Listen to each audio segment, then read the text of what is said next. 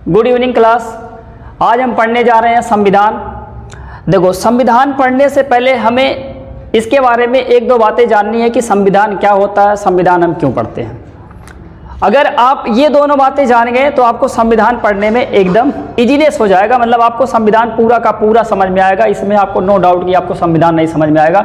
आगे आप चाहे आर्टिकल पढ़ो, चाहे आप भाग पढ़ोगे, चाहे आप अनुसूची पढ़ोगे, हर चीज़ आपको समझ में आनी है। जैसे हमने कहा कि बहुत सारे ऐसे चैप्टर्स होते हैं, जैसे प्रस्तावना हुआ, मूल अधिकार हुआ, डीपीएसपी हुआ, मतलब सारी चीज़ें आपको अच्छे से समझ में आएंगी अगर आपको एक चीज़ समझ में आ गई कि संविधान क्या होता है। तो देखो, पहले हम यही क्वेश्चन करते हैं कि संविधान क्या है। तो हम सबसे पहला हमारा क्वेश्चन क्या होता है कि संविधान क्या है। देखो, जब के का मतलब कि यहाँ पर क्या की बात आए तो आपको तुरंत समझना है कि हम किससे क्वेश्चन कर रहे हैं। तो हम कहेंगे हम संविधान से क्वेश्चन कर रहे हैं। तो इसका मतलब हम क्या कहेंगे कि संविधान क्या है, तो हम कहेंगे कि संविधान एक किताब है। ठीक ना।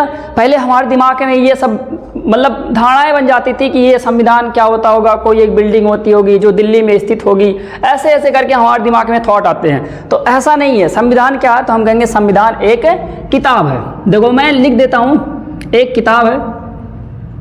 अब आप कहेंगे अगर ये किताब है तो बताओ ये कैसी किताब है। देखो, अब मतलब खुद से क्वेश्चन करके हम पढ़ते हैं चीज़ों को। जब हम खुद से क्वेश्चन करना शुरू करते हैं तो हमारे दिमाग में क्या होता है ना, लॉजिक्स क्रिएट होते हैं। तो उनसे क्या होता है, चीज़ें ज़्यादा क्लियर होती हैं। तो ऐसे हमने कहा कि एक किताब है, फिर हमने कहा कि ये कैसी किताब है। तो आपको समझ में आएगा कि ये अगर कैसे की बात करता है तो तुरंत आप क्या कर दो, संविधान का संधि विच्छेद कर दो।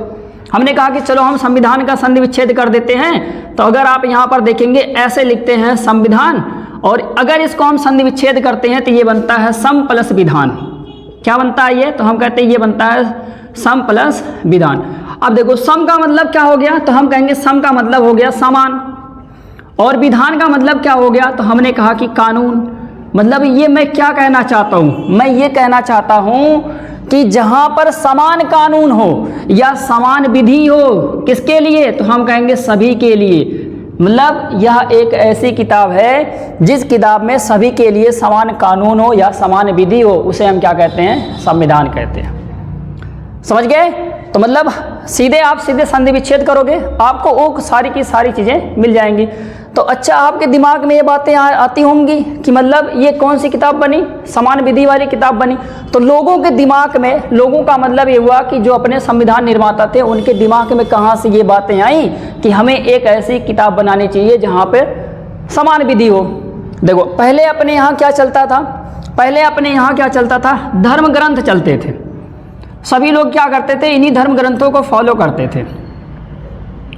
पहले अपने यहाँ क्या चलता था, धर्म ग्रंथ चलता था, और इन्हीं धर्म ग्रंथों को सभी लोग फॉलो करते थे। जैसे देखो, पहले मैं एक लिखता हूँ कि हिंदू, तो आप कहेंगे, देखो हिंदू इसलिए लिया हूँ क्योंकि हिंदू बाहुल्य देश है अपना देश, इसलिए पहले हम हिंदू को ले लेते। अब आप कहेंगे कि हिंदू के लिए एक धर्म ग्रंथ आती है, उसका नाम होता है गीता।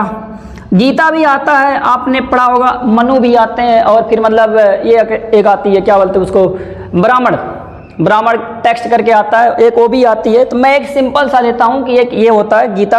अब देखो, गीता में जो भी बातें लिखी थी उस समय, उसको जितने भी हिंदू हुआ करते थे वो लोग फॉलो किया करते थे। जो उसमें विधियाँ दी रहती थी, जो उसमें कानून समझाए जाते थे, वही लोग फॉलो करने लगते थे।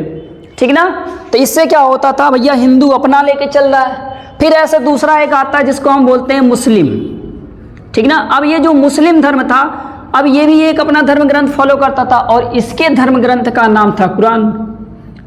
इसके धर्म ग्रंथ का नाम क्या था, कुरान। अब देखो, जो बातें कुरान में लिखी गई थी वही बातें कौन फॉलो करता है, तो हम कहते हैं वही बातें मुस्लिम लोग फॉलो करते हैं। अगर उनमें लिखा गया है भैया देखो बलि देना है, ये करना है, ईद मनानी है, ऐसे चीज़ें करनी है, तो वो लोग वही करेंगे।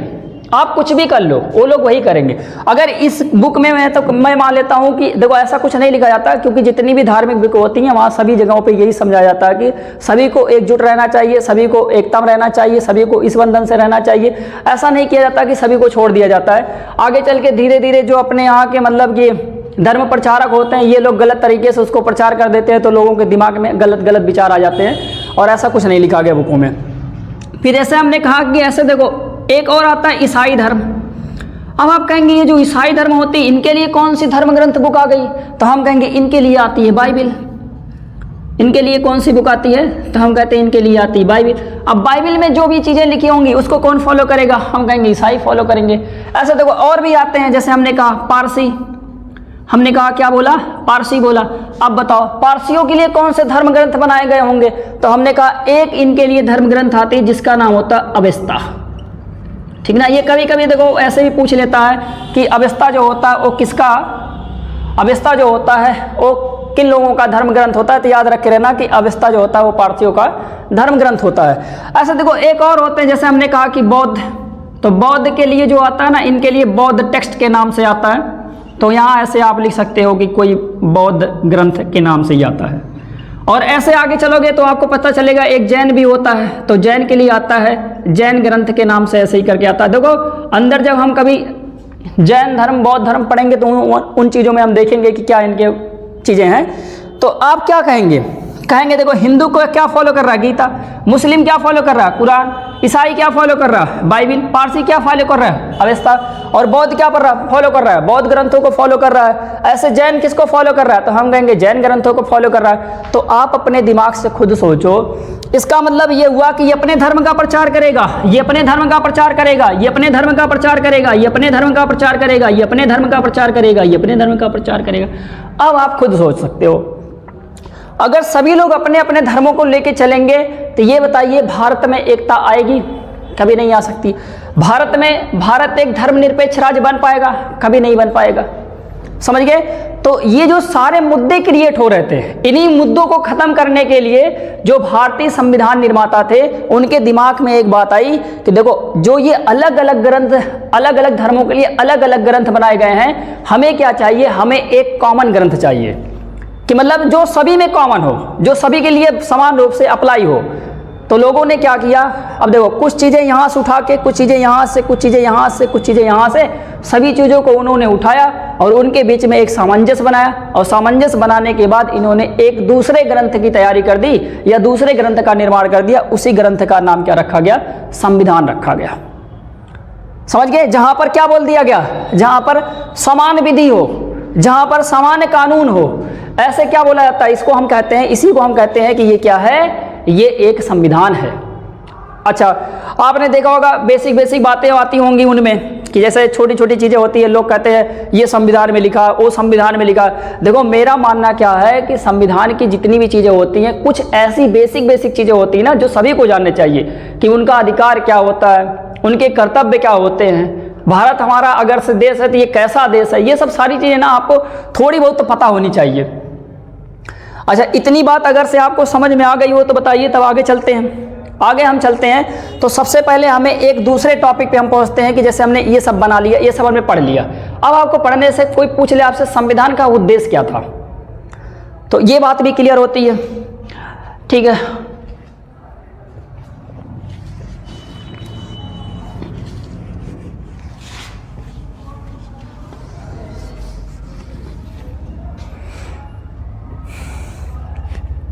देखो अब अगर आपसे कोई पूछे कि बताओ इसका उद्देश्य क्या है, अगर आपसे कोई पूछे कि बताइए संविधान का उद्देश्य क्या, उद्देश्य का मतलब इसका एम क्या है, तो सबसे पहले आपको होना चाहिए यह जो है ना संविधान जो है भारत को क्या बनाना चाहता है?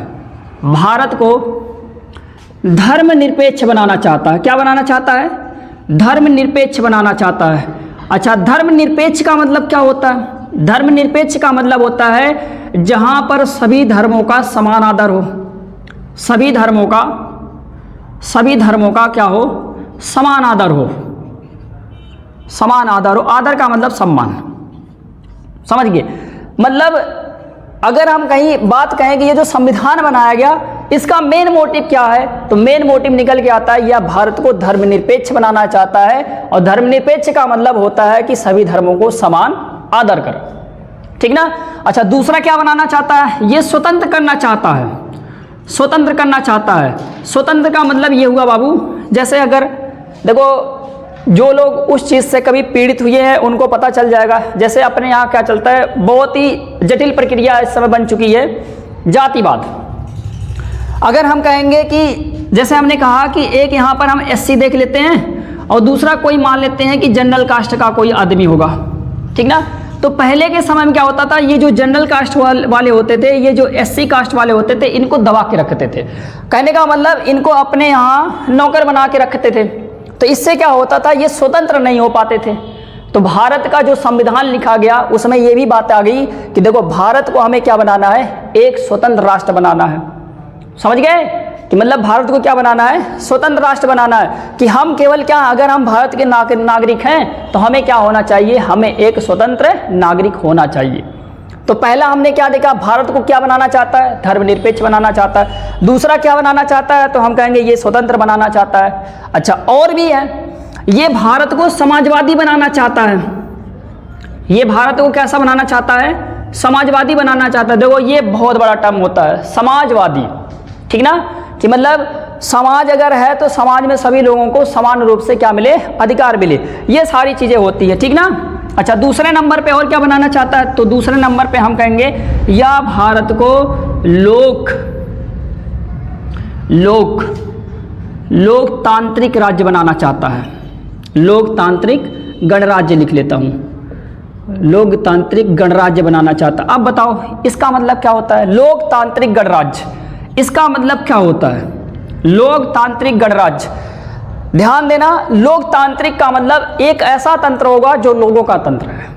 लोगों का तंत्र का मतलब बेसिक बातें यहाँ मैं बताने के लिए आप आया हूँ कि आपको ये सारे कहीं और दूसरे लेक्चरों में नहीं मिलेंगे, क्योंकि मुझे पता है कि बच्चों की जो सबसे ज़्यादा परेशानी कहाँ आती है, उनको एकदम फंडामेंटल्स मालूम ही नहीं होते हैं, केवल उनको एडवांस पढ़ाई जाते हैं चीज़ें, इसीलिए उनको और भी चीज़ें समझ में नहीं आती है। तो हर बच्चा रटने का प्रयास करता है, तो रटना नहीं है, चीज़ों को आप लॉजिक से समझिए, ठीक ना। लोकतांत्रिक गणराज्य, लोकतांत्रिक का मतलब लोकतांत्रिक गणराज्य का मतलब हुआ लोगों का तंत्र। किसका, लोगों का तंत्र। लोगों का तंत्र मतलब एक ऐसी तांत्रिक व्यवस्था होनी चाहिए या एक ऐसा सिस्टम होना चाहिए जहां पर लोगों का शासन हो। लोगों का शासन का मतलब ये हुआ कि लोग क्या करेंगे, लोग अपने लीडर को चुनेंगे, फिर उसके बाद वो लोग कहाँ जाएंगे, मतलब जहाँ जैसे लोकसभा होता है वहाँ भेजे जाएंगे, विधानसभा होता है वहाँ भेजे जाएंगे, फिर वो हमारे लिए क्या बनाएंगे, कानून बनाएंगे, हमारे लिए नियम बनाएंगे, ये सब बनाएंगे, हमारे लिए योजनाएं लेके आएंगे, तब वो जाके करते हैं। लेकिन उनको अल्टीमेटली अधिकार किसने दिया, हम लोगों ने दिया, मतलब लोगों ने उनको अधिकार दिया। इसलिए इसको क्या बोला गया है, जहाँ पर लोगों का तंत्र हो, वहाँ पर जहाँ पर लोग सुप्रीम हो, मतलब जहाँ पर मेन कौन है, लोग मेन हो, तो ऐसे देश को हम क्या बोलते हैं, लोकतांत्रिक गणराज्य के नाम से उसको हम जानते हैं। तो अगर आपसे कोई पूछे कि ये बताइए ये जो संविधान था, ये संविधान का उद्देश्य क्या था, तो हम कहेंगे ये भारत को धर्मनिरपेक्ष बनाना था, ठीक ना, भारत को स्वतंत्र बनाना था, भारत को समाजवादी बनाना था, भारत को लोकतांत्रिक गणराज्य बनाना था। अच्छा, एक बात और बता देता हूँ, अगर मान लो इतनी चीज़ें उसने आपको भारत को बना के दे दिया, इतनी चीज़ें उन्होंने भारत को बना के दे दिया, अब मान लो इनमें कोई खामियां रह गई, कोई कमियां रह गई, उनको संशोधन करना है, तो संविधान में एक और मतलब की चीज़ रखी गई जिसको बोलते हैं संविधान संशोधन की व्यवस्था रख दी गई उसमें, ठीक ना। उद्देश्य में ये भी ला के रख दिया कि अगर मान लो कि धर्मनिरपेक्ष में बनाने में कोई दिक्कत आ रही हो, स्वतंत्र बनाने में कोई दिक्कत आ रही हो, समाजवादी बनाने में कोई दिक्कत आ रही हो, लोकतांत्रिक गणराज्य बनाने में कोई दिक्कत आ रही हो, तो उसमें एक पॉइंट और रखा गया जिसको हम क्या बोलते हैं, संशोधन की व्यवस्था कर दी इन्होंने, ठीक ना। और ये जो संविधान है, अगर आपसे पूछा जाए कि ये जो संविधान है ये कैसी व्यवस्था क्रिएट करता है, तो हम कहेंगे यह एक संघीय व्यवस्था क्रिएट करता है, संसदीय व्यवस्था क्रिएट करता है। जितने भी यहाँ पर आप देख रहे हो ये सारी की सारी चीज़ें क्या होती हैं, संसदीय व्यवस्था के अंतर्गत आती हैं, संघीय व्यवस्था के अंतर्गत आती हैं। खैर देखो, संघ के बारे में और संसदीय व्यवस्था के बारे में हम आगे वाले लेक्चरों में पढ़ेंगे, ठीक ना। अभी यहाँ आपको केवल समझना है कि संविधान का मोटिव क्या था, हमें संविधान यहाँ पर समझना। जैसे हमने कहा संविधान किताब है, अगर भैया ये किताब है, कैसी किताब है, तो हम कहेंगे जहाँ पर सामान कानून लिखे गए हों, सभी के लिए कानून बराबर हो, तो उसको हम क्या बोलते हैं, संविधान बोलते हैं। फिर हमने देखा इसका उद्देश्य क्या, उसके उद्देश्य में ये भारत को धर्मनिरपेक्ष बनाना चाहता है, ये भारत को स्वतंत्र बनाना चाहता है, ये भारत को समाजवादी बनाना चाहता है, ये भारत को लोकतांत्रिक गणराज्य बनाना चाहता है, ये सारी चीज़ें इसमें आ जाती हैं। अच्छा, अब हम थोड़ी और आगे चलते हैं कि जैसे अब हम कहेंगे कि अगर ये संविधान बनाया गया तो किन किन मुद्दों को लेकर बनाया गया, यह कैसे बनाइए, कैसे बनाइए। देखो हमें बनाना था संविधान, हमें क्या बनाना था? संविधान बनाना था। चलो हमने मान लिया कि हमें संविधान बनाना है, ठीक ना, हमें क्या बनाना है? संविधान बनाना। अब आप सोचो अगर संविधान बनाना होगा तो इसके लिए कुछ योजनाएं की जाएंगी। तो जो योजना की जाती है तो सबसे पहले कौन सी योजना की जाती है? देखो तो सबसे पहले योजना की जाती है संविधान सभा की। किसकी? तो हम कहते हैं संविधान सभा की। पहले ऐसे थोड़ी संविधान बन के आ गया है, तो हम कहेंगे पहले क्या बनाया जाएगा? पहले बनाया जाएगा संविधान सभा। अब यही से आपको बढ़िया से पढ़ना है, यहाँ से क्वेश्चन अब पूछे जाएंगे, ठीक ना। क्या कह रहा है? कह रहा है कि हम एक संविधान सभा बनाएंगे और जो संविधान सभा होगी वो सारे के सारे लोग मिलकर किसको डिसाइड करेंगे कि अपना संविधान कैसा होना चाहिए, अपना संविधान कैसा नहीं होना चाहिए, कि हमारे संविधान में क्या चीज़ें होनी चाहिए, हमारे संविधान में क्या चीज़ें नहीं होनी चाहिए। तो अब देखो ये संविधान सभा बनाई गई। अब आपसे पहला क्वेश्चन पूछेगा कि ये जो संविधान सभा था इसका गठन कब किया गया? संविधान सभा का गठन कब किया गया? तो सबसे पहले आप लिखेंगे इसका जो होता है 6 दिसंबर 1946 को संविधान सभा का क्या किया गया? गठन किया गया। पहला पॉइंट, पहला क्वेश्चन कई जगहों पर यह पूछा जाता है कि संविधान सभा का गठन कब हुआ था। तो पहला आंसर आपको यही मिल गया कि 6 दिसंबर 1946 को संविधान सभा का गठन किया गया। दूसरे नंबर पे क्या आता है? दूसरे नंबर पे आपसे ये पूछेगा कि अगर ये संविधान सभा का गठन किया गया था तो ये किसके द्वारा किया गया था? तो अगर ये पूछे तो हम लिखेंगे द्वारा में भैया किसके द्वारा? तो आप कहेंगे ये हुआ था कैबिनेट मिशन के द्वारा। किसके द्वारा इसका गठन किया गया है? तो हम कहेंगे इसका गठन कैबिनेट मिशन के द्वारा किया गया है। अब बाबू ये कैबिनेट मिशन क्या है?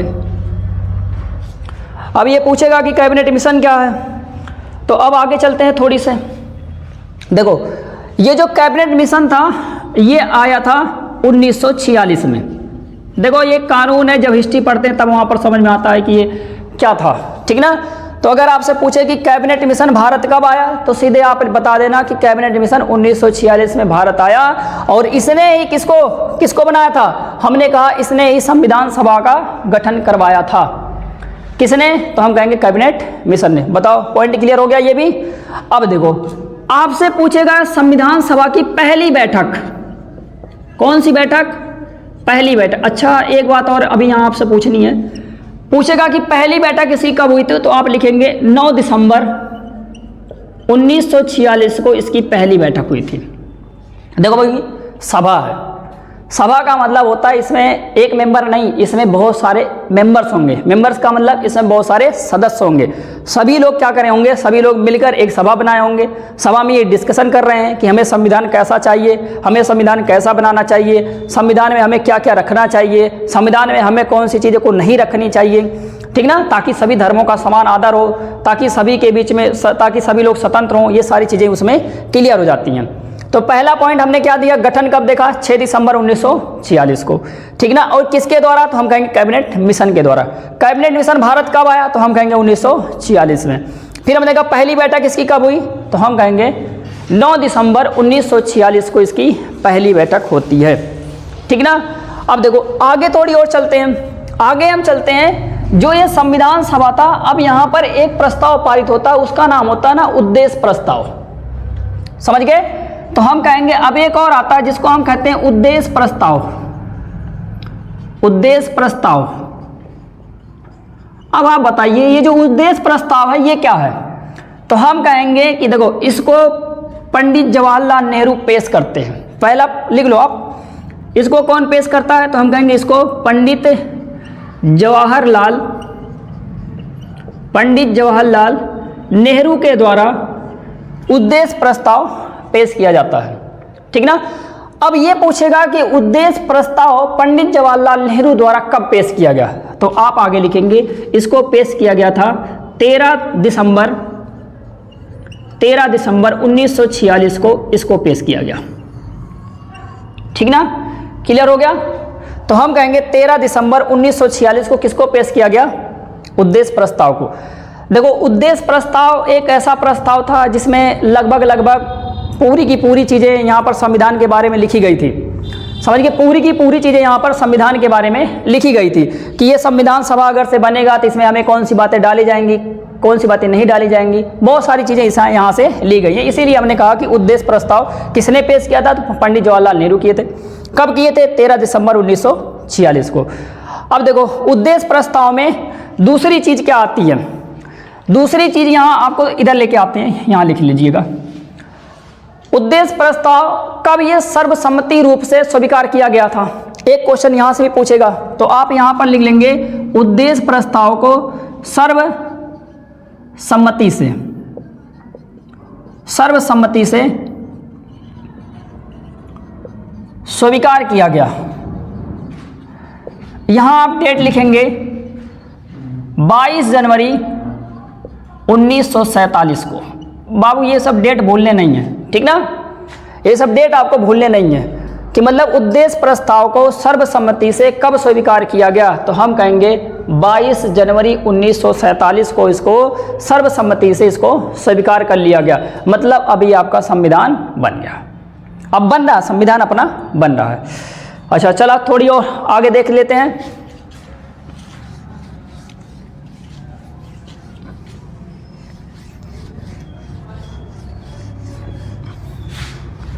देखो जो फैक्चुअल डाटा थे इनमें हम लोग पढ़ते चल रहे हैं कि ताकि जितने भी यहाँ पर आपको फैक्चुअल डाटा हैं कैसे कैसे हमें पढ़ना, कैसे कैसे नहीं है। हम कहाँ थे अभी? संविधान सभा पे थे। कहाँ थे हम? तो हम कहेंगे संविधान सभा पे थे। देखो हमने ये देख लिया कि अगर संविधान सभा बनाई जा रही है तो कैसे बनाई जा रही है, कैसे नहीं बनाई जा रही है, सब देख लिया कि संविधान सभा था, इसमें इतने लोग। अभी देखो अभी और चीज़ें देखनी है, आगे देखते हैं। अब दूसरे नंबर पे एक बात और आती है, पूछेगा कि इसमें कुल कितने सदस्य थे, पूछेगा कि इसमें कुल कितने सदस्य थे। जब संविधान सभा बना तो कुल इसमें कितने सदस्य थे, तो हम कहेंगे इसमें थे 389 सदस्य। टोटल सदस्यों की संख्या कितनी थी संविधान सभा में, तो हम कहेंगे 389 मतलब 389 सदस्य थे, ठीक ना। अब देखो आगे चलते हैं। अब जो ये 389 था इसको ऐसे 3 भागों में बांटना है। कौन कौन से भागों में बांटना? देखो पहला उस समय एक हुआ करता था ब्रिटिश भारत प्रांत, और एक हुआ करता था देसी रियासत। मैं अभी इनके बारे में भी बताता हूं। और एक होता था कमिश्नरी क्षेत्र होता था, जहां पर गवर्नर का अधिकार होता था। तो ऐसे मैं यहां पर लिख देता हूं, कमिश्नरेट होते थे वो, कमिश्नरेट होता था वो, ठीक ना। अब देखो समझना, जैसे देखो ये मान लो कि ये आपका भारत है, मतलब ये हमारा प्यारा भारत है, ऐसे भारत है। जो भारत था इसमें कुछ ऐसे प्रांत हुआ करते थे जो जिस पर किसका अधिकार हुआ करता था?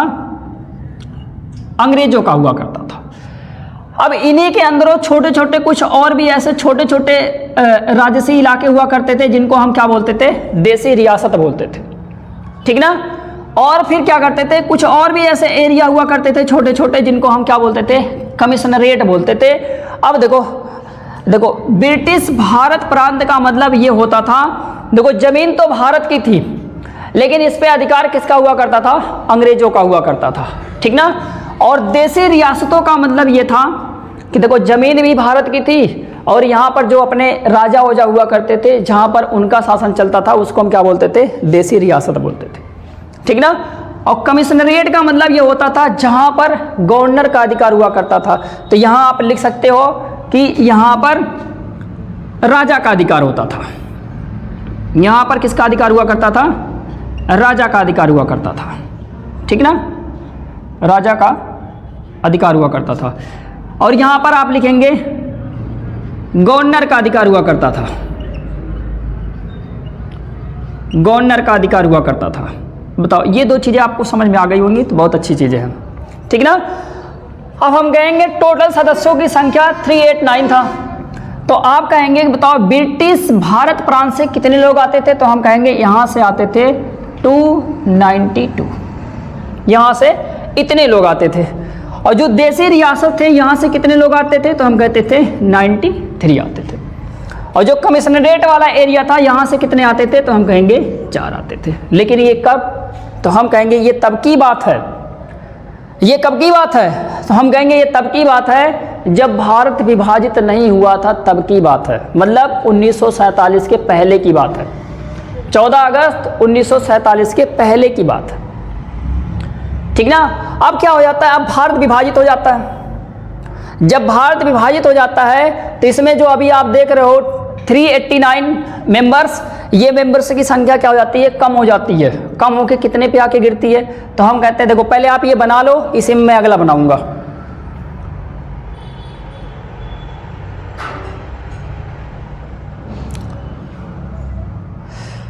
उम्मीद है आप बना लिए होंगे। अब देखो, अब मान लो कि अब यहाँ इतने सदस्य हुआ करते थे, ठीक ना। अब मान लो क्या हो गया, भारत का विभाजन हो गया।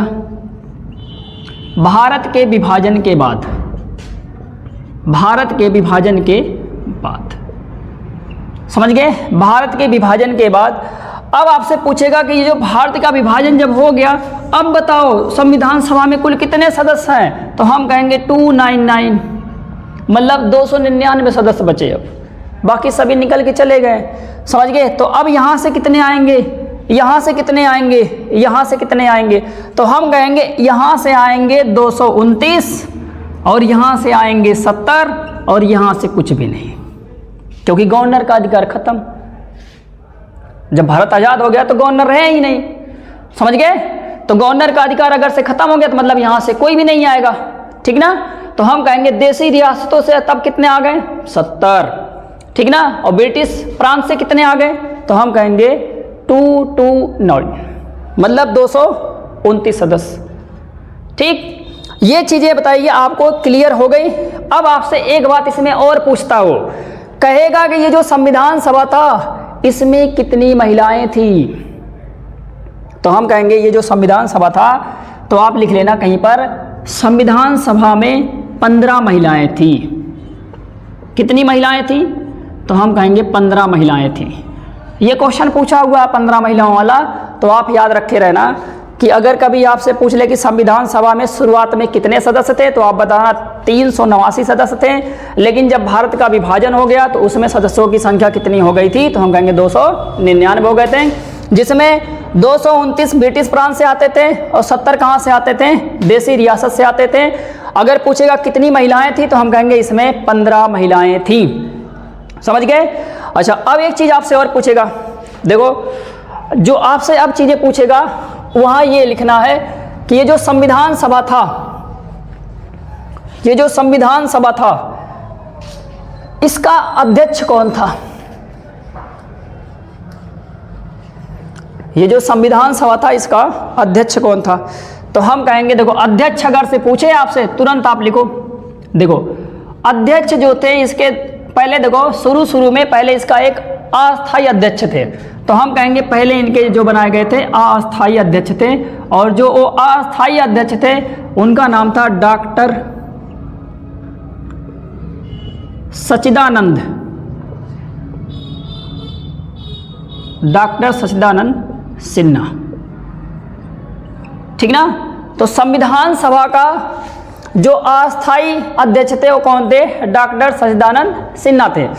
फिर देखो, फिर इसके जो अस्थायी बन गए, अस्थायी सदस्य कौन बना, तो जो अस्थायी सदस्य बनाए गए उनका नाम था डॉक्टर राजेंद्र प्रसाद।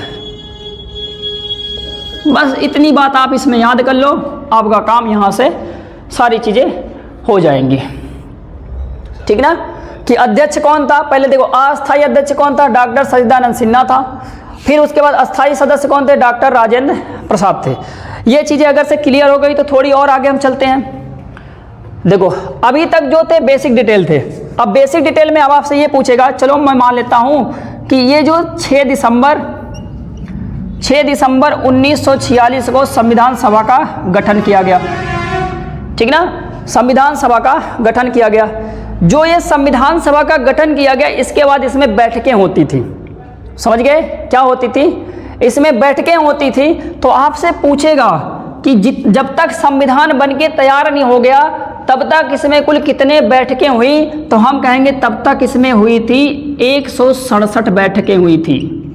एक ठो मतलब इतना याद रख लेना, 167 बैठक। और 167 बैठक का मतलब ये हुआ कि इतनी बार यहाँ पर मीटिंग हुई है, समझ गए। जिसमें आपको मैं बता दूं कि पहली बैठक कब होती है, ये क्वेश्चन आपसे पूछ सकता है कि पहली बैठक की बात अभी मैं किया था, पहली बैठक इसकी कब हुई है, तो आप कहेंगे पहली बैठक इसकी हुई है 9 दिसंबर 1946 को, ठीक ना। और आपसे पूछेगा जो अंतिम बैठक है, अंतिम सत्र, अंतिम बैठक या इसी को हम कहेंगे सत्र भी बोल सकते हैं, अंतिम सत्र कब हुआ है, तो आप लिखोगे 24 जनवरी 1950। ये सब डेट आपको क्लियर होनी चाहिए।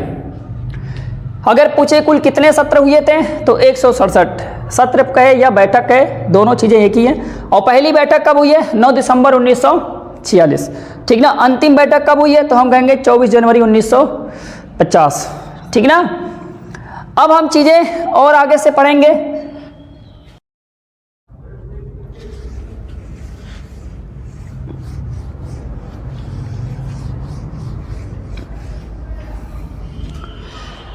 अब थोड़ी और आगे देखते हैं कि इसमें और कौन सी चीज़ें बची हुई हैं।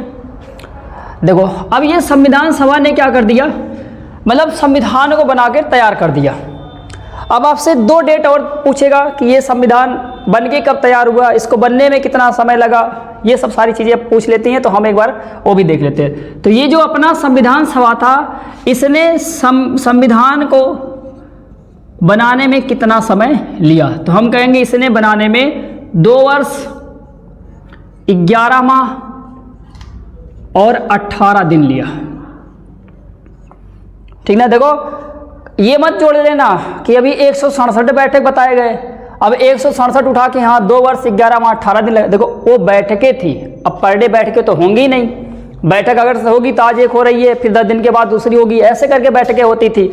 तो ये इतना दिन लगा था, हम क्या बोले 2 वर्ष 11 माह और 18 दिन लगे थे, ठीक ना। और कितनी मीटिंग्स हुई थी, तो हम कहेंगे 167 मीटिंग हुई थी, ठीक ना। अच्छा अब दूसरे नंबर पे बात ये आती है कि ये जो संविधान सभा था, इसने संविधान को बनकर तैयार कब करवाया, तो हमने कहा कि ये तैयार कब हुआ, पहला ये तैयार कब हुआ, तो हम कहेंगे देखो ये 26 नवंबर 1949 को बनकर ये तैयार हुआ। संविधान सभा ने संविधान को 26 नवंबर 1949 को बनकर तैयार कर दिया। लेकिन ये जो लागू वाली डेट थी ये गलत अलग थी। तो हम पूछेगा ये जो संविधान था ये अपना संविधान कब लागू हुआ, तो हम कहेंगे 26 जनवरी 1950। ये डेट आप याद कर लेंगे कि संविधान बनकर कब तैयार हुआ, तो 26 नवंबर 1949 को बनकर तैयार हुआ और 26 जनवरी 1950 को ये लागू हो गया। अब देखो जिस दिन अपना संविधान बनकर तैयार हुआ उस दिन को हम कुछ मनाते हैं और जिस दिन इसको लागू किया उस दिन को भी हम कुछ मनाते हैं। तो दूसरी बात ये आती है कि जो 26 नवंबर 1949 था, इस दिन क्या मनाया जाता है, तो हम कहेंगे इस दिन संविधान दिवस मनाया जाता है। क्या मनाया जाता है, तो हम कहेंगे संविधान दिवस मनाया जाता है, ठीक ना। और जिस दिन संविधान को लागू किया गया उस दिन को हम गणतंत्र दिवस के रूप में मनाते हैं। गणतंत्र दिवस मनाया जाता है इस दिन, ठीक ना। तो ये भी चीज़ें क्लियर हो। 26 नवंबर 1949 को संविधान दिवस मनाया जाता है और 26 जनवरी 1950 को गणतंत्र दिवस मनाया जाता है। और इस डेट पर ये तैयार हुआ था बनकर और इस डेट पर ये लागू हुआ था। तो एक भी 2-3 क्वेश्चन थे, इनको भी हम कर लेते हैं, तब उसके बाद हम चलते हैं कि जो संविधान सभा बनाए गए हैं इसमें क्या क्या चीज़ें रखी गई हैं, कैसे रखी गई हैं, अब इनके बारे में हम चर्चा करेंगे, ठीक ना। देख लीजिए, अब देखो 2 चीज़ें अभी और पढ़नी है इसमें। हम कहेंगे देखो जो संविधान बनकर तैयार हुआ, अब इसके अंदर कैसे कैसे इसको हमें पढ़ना है, कैसे क्या चीज़ें हैं। देखो एक यहाँ पर भाग मेंशन किया गया है, ठीक ना, इसको हम अंग्रेजी में बोलते हैं पार्ट। और एक यहाँ पर अनुच्छेद मेंशन किया गया है, अनुच्छेद को हम अंग्रेजी में बोलते हैं आर्टिकल, और एक हम अनुसूची पढ़ेंगे। क्या पढ़ेंगे हम? एक हम अनुसूची पढ़ेंगे। इसको अंग्रेजी में शेड्यूल बोलते हैं। इतनी चीज़ें और पढ़नी है। देखो, हमने अभी शुरू में ये पढ़ा था कि संविधान एक किताब होती है। अगर संविधान एक किताब है तो उसके अंदर पक्का अध्याय होंगे, उसके अंदर हेडिंग्स बने होंगे, तो यही सब चीज़ें बनी होंगी। तो वही चीज़ यहाँ पर पढ़ना है। ये जो पाठ हुआ करता था इसी का मतलब, ऐसे हम अगर जैसे नॉर्मल बुक में देखेंगे तो नॉर्मल बुक में जिसको हम अध्याय कहते हैं वही संविधान में भाग का काम करता है। ठीक ना? समझ गए कि नहीं समझ गए? अगर अनुच्छेद की बात करते हैं तो आपने देखा होगा कि बुकों में हेडिंग्स होती हैं, तो जो हेडिंग्स होती हैं वही आपका संविधान में अनुच्छेद काम करता है। ठीक ना? और जो अध्याय और हेडिंग्स, कहने का मतलब जो भाग और अनुच्छेद में ना हो उनको हम कहाँ पर मेंशन कर देते हैं? अनुसूची में मेंशन कर देते हैं। ठीक ना? इतना क्लियर हो गया। अब देखो, दो चीज़ें और समझ लेनी है कि एक होता था मूल संविधान, एक होता था मूल संविधान, और एक आपका आएगा वर्तमान संविधान। तो आपसे पूछेगा कि जो मूल संविधान था इसमें कितने भाग थे, और आपसे पूछेगा ये जो मूल संविधान था इसमें कितने अनुच्छेद थे, और आपसे ये पूछेगा कि ये जो मूल संविधान था इसमें कितनी अनुसूचियां थीं, इसमें कितनी अनुसूचियां थीं। तो हम कहेंगे देखो, जो मूल संविधान था, मूल का मतलब क्या होता है? जब संविधान बन रहा था उस समय इसमें कितने भाग थे, कितने अनुच्छेद थे, कितनी अनुसूचियां थीं। तो हम कहेंगे मूल संविधान में भाग कितने थे? तो हम कहेंगे 22 भाग थे। कितने अनुच्छेद थे? तो हम कहेंगे 395 अनुच्छेद थे। कितनी अनुसूचियां थी? तो हम कहेंगे 8 अनुसूचियां थी। ठीक ना? ये क्लियर हो गया आपका कि मूल संविधान में भागों की संख्या कितनी थी? 22। अनुच्छेद की संख्या कितनी थी? 395। अनुसूची की संख्या कितनी थी? 8 थी। अच्छा, अब आपसे पूछेगा कि वर्तमान में बताओ, कि वर्तमान में, वर्तमान संविधान का मतलब ये होता है कि जो आज के डेट में अपना संविधान है, बताओ इसमें कितने भाग हैं, इसमें कितने अनुच्छेद हैं, और आपसे पूछेगा इसमें कितने अनुसूचियां हैं, इसमें कितनी अनुसूचियां हैं। वर्तमान संविधान में भाग 25 लिख लेना, और अनुच्छेद जो है 470 लिख लेना, और अनुसूचियां जो लिखनी है आपको 12 लिख लेंगे। ठीक ना? मतलब आप सारी चीज़ें आप रट लीजिए कि अगर आपसे पूछे कि मूल संविधान में भाग कितने थे? 22। अनुच्छेद कितने थे? 395। अनुसूची कितनी थी? 8। वर्तमान संविधान में भाग कितने थे? तो हम कहेंगे 25। अनुच्छेद कितने थे? 470। और अनुसूचियाँ कितनी थी? 12। ठीक है, अब मिलते हैं नेक्स्ट सेशन में।